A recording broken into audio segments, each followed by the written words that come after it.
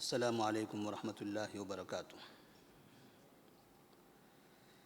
الحمد للہ رب العالمین والصلاة والسلام علی رسولہ الامین وعلی آلہ وصحبہ اجمعین ومن تبعہم بإحسان الی یوم الدین، اما بعد فاعوذ باللہ من الشیطان الرجیم، بسم اللہ الرحمن الرحیم۔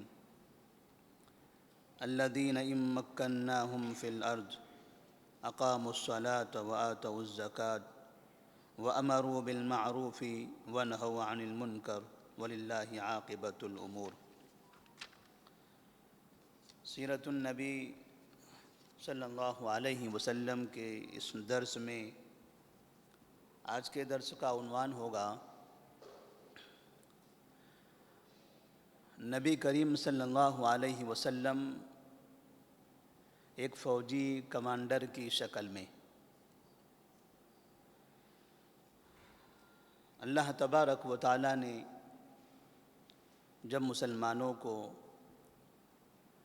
مکے والوں کے ظلم کے خلاف اتحاد پیدا کرنے اور جنگی کارروائی کرنے، ان کا مقابلہ کرنے کی اجازت دے دی،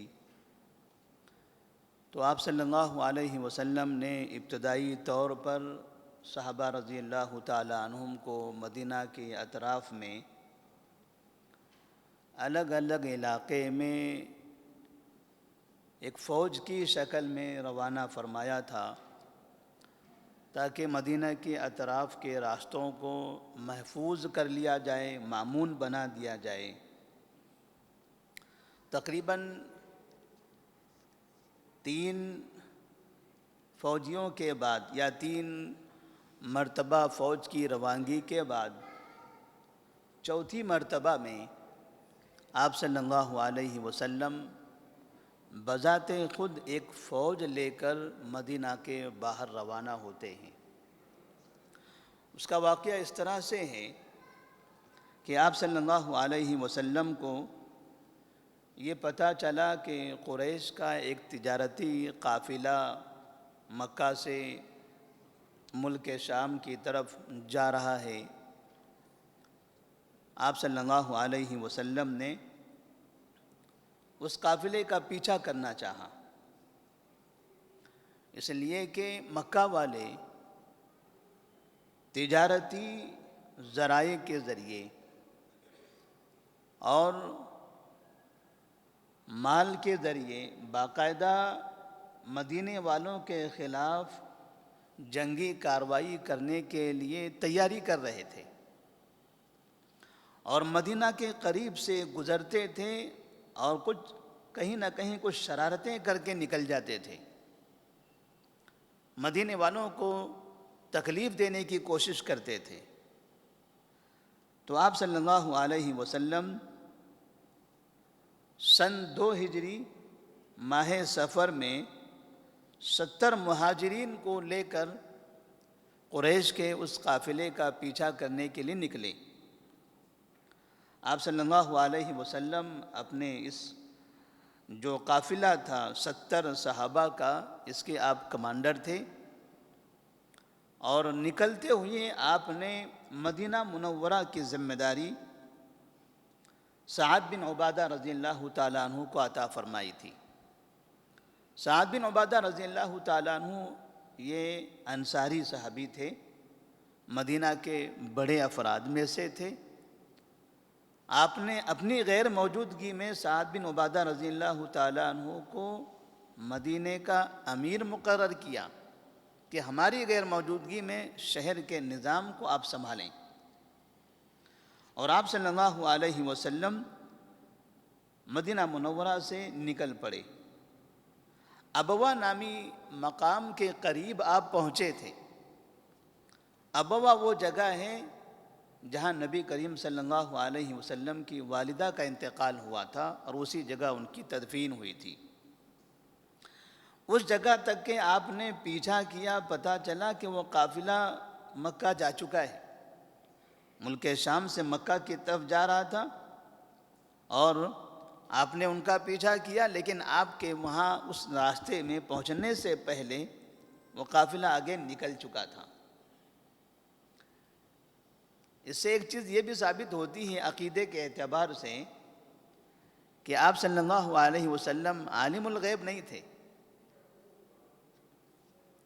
اگر آپ صلی اللہ علیہ وسلم کو علم غیب ہوتا تو مدینہ سے اتنا لمبا فاصلہ طے کر کے تقریباً 170 کلومیٹر کا فاصلہ، 170 کلومیٹر، اور وہ کاروں سے، ہوائی جہازوں سے، ٹرین سے نہیں تھا، پیدل ہے، سواریوں پر ہے، گھوڑوں پر ہے۔ اتنا لمبا سفر طے کرنے کے بعد آپ اس قافلے کو نہیں پکڑ سکے، وہ قافلہ آپ سے پہلے وہ راستے سے گزر گیا، آپ کو پتہ ہی نہیں چلا۔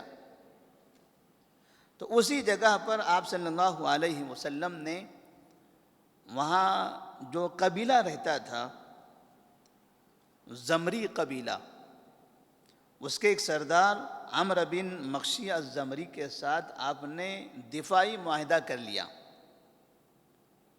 اور ابتدا سے ہی آپ صلی اللہ علیہ وسلم نے اس بات کی کوشش کی تھی کہ مدینہ کے اطراف میں جتنے قبیلے ہوتے ہیں سب کے ساتھ امن کا اور دفاع کا معاہدہ کر لیں۔ وہ لوگ کافر تھے، اسلام پر نہیں تھے، لیکن ان کے اسی کفر کے ساتھ آپ نے دفاعی معاہدہ کر لیا۔ ان سے جو معاہدہ کیا گیا تھا، ان سے کہا گیا تھا کہ فَإِنَّهُمْ آمِنُونَ عَلَىٰ أَمْوَالِهِمْ وَأَنفُسِهِمْ وَإِنَّ لَهُمُ النَّصْرُ عَلَىٰ مَنْ رَامَهُمْ إِلَّا أَن يُحَارِبُوا دِينَ اللَّهِ۔ ان کی جان اور ان کا مال یہ سب محفوظ ہوگا، اور جب بھی انہیں مدد کی ضرورت پڑے گی، اگر کسی قوم نے ان پر حملہ کیا ہے تو محمد صلی اللہ علیہ وسلم اور ان کے ساتھی آ کر ان کی مدد کریں گے، اور ساتھ ہی یہ جو قبیلہ ہے، یہ قبیلہ کبھی بھی ہمارے خلاف کوئی کارروائی نہیں کرے گا، اور نہ ہمارے خلاف کسی کارروائی کرنے والے کا ساتھ دے گا۔ اگر ہمیں مدد کی ضرورت پڑے تو پھر یہ ہمارے بلانے پر بھی لبیک کہے۔ اس طرح سے دونوں کے درمیان یہ معاہدہ ہوا، اور ایک کامیاب معاہدے کے ساتھ آپ صلی اللہ علیہ وسلم مدینہ منورہ واپس چلے آئے۔ ماہ سفر، اس کے بعد ربیع الاول کا مہینہ شروع ہوتا ہے، دوبارہ آپ صلی اللہ علیہ وسلم قریش کے ایک قافلے کا پیچھا کرنے کے لیے نکلے۔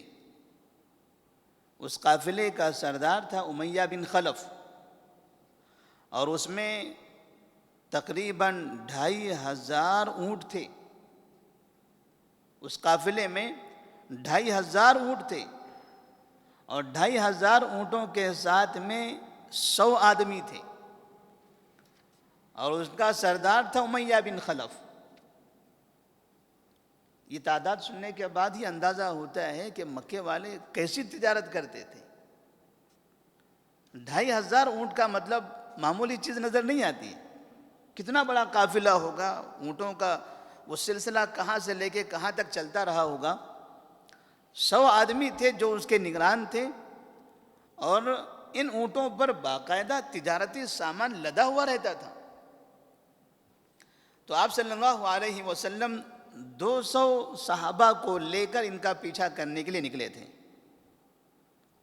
اور بوات نامی جگہ پر پہنچے، جو مدینہ سے تقریباً 100 کلومیٹر کے فاصلے پر ہے۔ وہاں پہنچنے کے بعد پتہ چلا وہ قافلہ بھی نکل چکا، اس سے بھی کوئی مقابلہ نہیں ہو سکا۔ آپ صلی اللہ علیہ وسلم وہاں سے واپس آ گئے۔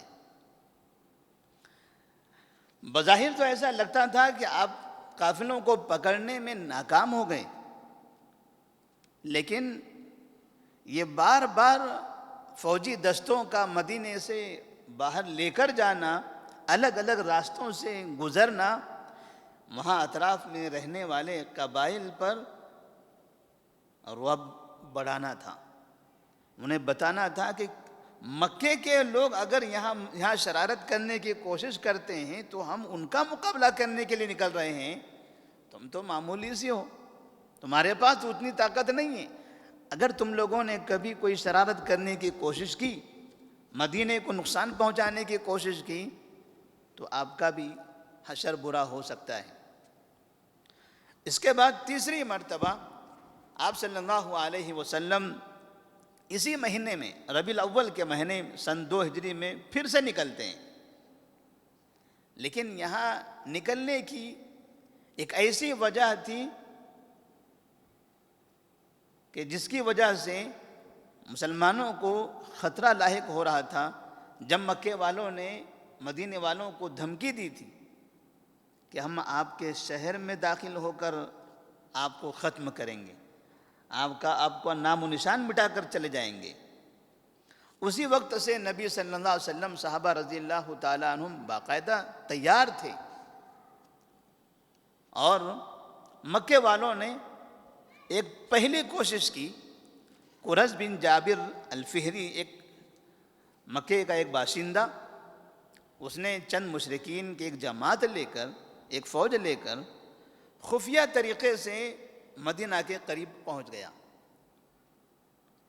اور مدینہ کے قریب میں آ کر اہل مدینہ کے جو اونٹ چراگاہ میں چر رہے تھے، وہاں آ کر چرانے والے لوگوں پر حملہ کیا اور بہت سے جانور اٹھا کے لے کے چلے گیا، چوری کر کے لے کر چلا گیا۔ ادھر مدینہ شہر کے اندر اطلاع ملی کہ اونٹوں کے چرانے والوں کو ان پر حملہ کیا گیا ہے، اور کئی اونٹ لے کر مکہ کے لوگ بھاگ گئے ہیں، اونٹ لیے اور چلے گئے۔ نبی کریم صلی اللہ علیہ وسلم نے فوراً 70 صحابہ کی فوج تیار کی اور آپ نے ان کا پیچھا کیا۔ پیچھا کرتے کرتے بدر کے مقام میں ایک وادی صفوان ہے، وہاں تک پہنچے، اور یہ تقریباً مدینہ سے 150 کلومیٹر کا فاصلہ تھا۔ یہ 150 کلومیٹر، 200 کلومیٹر یہ معمولی نہیں ہے، 2 دن 3 دن تک لگ سکتا تھا۔ اس طرح سے آپ صلی اللہ علیہ وسلم 70 صحابہ کو لے کر قرظ بن جابر الفہری کا پیچھا کرنے لگے۔ وادی صفوان تک پہنچے ہیں تو وہاں جانے کے بعد پتہ چلا ہے کہ وہ بھی آگے نکل گیا۔ اب آپ اس کے آگے نہیں بڑھے، کیونکہ اور آگے جانے کے بعد پھر مدینہ سے دوری ہوگی، مکہ سے قربت ہو جائے گی، مکہ قریب ہو جائے گا، مدینہ دور ہو جائے گا۔ آپ نے کوشش ہمیشہ اس بات کی کہ مدینہ کے قریب میں یا آدھے راستے تک ہم پہنچیں، اس سے زیادہ بہت قریب مکے کے قریب نہ جائیں، کیونکہ وہاں اگر اتنا قریب چلے گئے اور کبھی پکڑے گئے تو مکے والے وہاں سے نزدیک ہوتے ہیں، سب کے سب آئیں گے، اچانک حملہ کر دیں گے۔ تو نبی کریم صلی اللہ علیہ وسلم نے وادی صفوان پہنچ کر پھر وہاں سے واپس آنے کا ارادہ کر لیا۔ اس غزوے کو یہ غزوہ کہا جاتا ہے، کسی میں کوئی جنگ نہیں ہوئی، کوئی آپس میں مقابلہ نہیں ہوا، لیکن چونکہ اس فوج میں نبی کریم صلی اللہ علیہ وسلم بذات خود جا رہے تھے، اس لیے اس کو غزوہ کہتے ہیں۔ پہلی مرتبہ میں آپ نے سعد بن عبادہ رضی اللہ تعالیٰ عنہ کو مدینے کا امیر بنایا، دوسری مرتبہ میں سعد بن معاذ رضی اللہ تعالیٰ عنہ کو مدینے کا امیر بنایا، اور جب قرظ بن جابر فہری نے جو اونٹ لے کر بھاگ گیا تھا، جب اس کا مقابلہ اس کو پکڑنے کے لیے گئے تو اس وقت آپ نے زید بن حارثہ رضی اللہ تعالیٰ عنہ کو مدینے کا امیر بنایا۔ 1 مہینے یا 2 مہینے کے فاصلے پر الگ الگ امیر تبدیل کر دینا، الگ الگ شخص کو امیر بنانا ایک ٹریننگ بھی تھی۔ جس طرح سے آپ نماز کا طریقہ سکھاتے ہیں، صلو کما رأیتمونی اصلی، نماز ایسے پڑھو جیسے میں پڑھ رہا ہوں، مجھے پڑھتے تم دیکھ رہے ہو۔ آپ نے نماز پڑھ کر دکھائی، روزہ رکھ کر دکھایا، حج کر کے دکھایا، اسی طرح سے باقاعدہ آپ نے حکومت کر کے دکھایا، اور اپنے زمانے میں اپنی موجودگی میں کسی صحابی کو حاکم بنا کر بھی دکھا دیا، ایک فوجی کمانڈر بھی صحابہ کو بنایا۔ ان 3 غزوات میں آپ خود نکلے تھے، اس سے پہلے کی 3 سرایہ میں آپ نے دوسرے صحابہ کو بھیجا تھا، کبھی حمزہ رضی اللہ تعالیٰ عنہ کو بھیجا، کبھی سعد بن معاذ رضی اللہ تعالیٰ عنہ کو بھیجا، سعد بن ابی وقاص رضی اللہ تعالیٰ عنہ کو بھیجا. اس طرح سے الگ الگ صحابہ کو آپ بھیجتے چلے گئے. انہیں صحابہ کو آپ نے فوجی ٹریننگ بھی دی اور فوجی کمانڈر بھی بنا دیا، اور پھر خود فوجی کمانڈر بن کر فوج کو آپ نے وہ تربیت بھی دے دی. لیکن مقصد ان تمام کا ایک ہی تھا، یہ ساری کارروائیوں کا، کہ مکہ کے ظالموں کو ان کے ظلم سے روکنا، نہ مکہ والوں پر حملہ کرنا، نہ مکہ کے مال کو لوٹنا مقصد تھا، نہ مکہ والوں کو پریشان کرنا مقصد تھا. انہوں نے جو دھمکی دے رکھا تھا اور جس کی وہ تیاری کرتے ہوئے چلے آ رہے تھے، موقع کی تلاش میں تھے، کب موقع ملے اور مدینے پر جا کر حملہ کریں. تو اس سے پہلے کہتے ہیں نا کہ عقل مند وہ ہے جو بارش سے پہلے چھاتا خرید لے. تو ابھی وہ تیاری کر رہے ہیں، وہ گھر میں آنے تک انتظار کیا جائے تو بہتر ہے کہ ان کے آنے سے پہلے ہم تیار ہو جائیں. اس طرح سے نبی کریم صلی اللہ علیہ وسلم چونکہ اب ایک بڑی جنگ لڑنی ہے، وہ ایک بڑا مقابلہ کرنے، بڑا حملہ کرنے کے لیے آنے والے ہیں، تو اسی وقت میں پہلی فوج لے کر آپ مکہ مدینہ سے نکلیں، ہو سکتا ہے تھوڑی پریشانی ہو. اس سے پہلے ہی الگ الگ فوجی دستے ادھر ادھر آپ نے بھیج دیا تاکہ ان کی پریکٹس بھی ہو جائے، ان کی تربیت بھی ہو جائے. اور کسی صحابی پر اگر کسی فوج کی ذمہ داری دی جائے تو وہ صحابی فوج کی صحیح ذمہ داری بھی نبھا سکے. کوئی صحابی اس کو فوجی بنا دیا جائے لڑنے کے لیے، مقابلہ کرنے کے لیے، تو اسے بھی لڑنے کی تربیت ہو جائے. تو نبی کریم صلی اللہ علیہ وسلم نے آخری مرتبہ میں زید بن حارثہ رضی اللہ تعالیٰ عنہ کو مدینے کا گورنر بنایا، امیر بنایا. مدینے میں ابوبکر صدیق رضی اللہ تعالیٰ عنہ تھے، عمر فاروق رضی اللہ تعالیٰ عنہ بھی موجود تھے، عثمان غنی رضی اللہ تعالیٰ عنہ بھی موجود تھے، علی رضی اللہ تعالیٰ عنہ بھی موجود تھے، جو آپ کے بعد تسلسل کے ساتھ باقاعدہ خلیفہ بنے تھے. لیکن یہاں آپ نے ان کو امیر نہیں بنایا. آپ نے کبھی سعد بن عبادہ کو، کبھی سعد بن معاذ کو، کبھی زید بن حارثہ رضی اللہ تعالیٰ عنہم کو، یعنی ایک دو افراد وہی امارت کے قابل ہوں، وہی اس صلاحیت کے مالک ہوں، یہ کافی نہیں ہے. قوم کے اندر ایسے اور کئی نئے لوگوں کو تیار کرنے کی ضرورت ہے. اس لیے کہ ابوبکر، عمر، عثمان والی رضی اللہ تعالیٰ عنہم، ان کا وہ مقام مرتبہ ہے کہ وہ ملک سنبھال سکتے ہیں. لیکن ان کے ہوتے ہوئے، چونکہ وہ شہر میں ہیں، ان کے ہوتے ہوئے دیگر صحابہ کو اگر موقع دیا جائے، انہیں ابھارا جائے، ان کو آگے بڑھا جائے، تو اس طرح سے ان کے اندر بھی صلاحیتیں پیدا ہوگی. کبھی ابوبکر نہ ہو تو دوسرے ہوں، عمر، عثمان، علی نہ ہو تو ایسا نہ ہو کہ بس سب خالی ہو گیا، اب کوئی بھی بڑا بننے کے، امیر بننے کے قابل نہیں رہا، کسی کے پاس وہ صلاحیت نہیں رہی. تو آپ صلی اللہ علیہ وسلم نے باقاعدہ الگ الگ صحابہ کو اس کی بھی تربیت دے دی، امیر بننے کی بھی تربیت دے دی، شہر کو سنبھالنے کی، شہر میں فیصلہ کرنے، لوگوں میں امن قائم کرنے، اختلاف ہو جائے تو اختلاف کو ختم کرنے. اس طرح سے آپ صلی اللہ علیہ وسلم نے اب یہاں سے صحابہ رضی اللہ تعالیٰ عنہم کو یہ تربیت عطا فرمائی ہے. اس لیے کہتے ہیں لَقَدْ كَانَ لَكُمْ فِي رَسُولِ اللَّهِ أُسْوَةٌ حَسَنَةٌ. نبی کریم صلی اللہ علیہ وسلم کی زندگی مکمل نمونہ ہے، ہر شخص کے لیے نمونہ ہے، ہر میدان میں. صرف عبادتوں ہی میں نہیں، عبادتوں کے علاوہ تجارتوں میں، معاملات میں، حکومتوں میں، سیاستوں میں، عدالتوں میں، فوج میں، ہر اعتبار سے آپ صلی اللہ علیہ وسلم نمونہ ہیں. آپ صلی اللہ علیہ وسلم کی اس فوجی کارروائیوں کے بعد پھر اور ایک دو کارروائیاں ایسی کی گئی. اس کے بعد مدینہ منورہ کے کچھ حالات ایسے تبدیل ہو گئے چونکہ مکے والوں نے طے کر لیا تھا کہ مدینے کو برباد کر کے چھوڑیں گے. بڑی تیاری ہو رہی تھی اور اس کے لیے بڑے بڑے تجارتی قافلے جا رہے تھے، مکہ سے شام، شام سے مکہ. مال بھی چاہیے، ہتھیار بھی چاہیے، افراد بھی چاہیے، گھوڑے اور اونٹ بھی چاہیے، اس کے لیے انتہائی خطرناک طریقے سے تیاریاں زور و شوروں پر تھی۔ اور آپ صلی اللہ علیہ وسلم بھی جس طرح سے آپ کو اللہ تبارک و تعالیٰ نے قوت عطا فرمائی تھی، ویسے آپ بھی تیاری کرنے میں مشغول تھے۔ اللہ تبارک و تعالیٰ نے پھر نبی کریم صلی اللہ علیہ وسلم کو کامیابی عطا فرمائی۔ اللہ نے فرمایا ان تنصروا اللہ ینصرکم، اگر تم اللہ کی مدد کرو گے، اللہ کے دین پر ثابت قدم رہو گے، اللہ تبارک و تعالیٰ آپ کی مدد فرمائے گا۔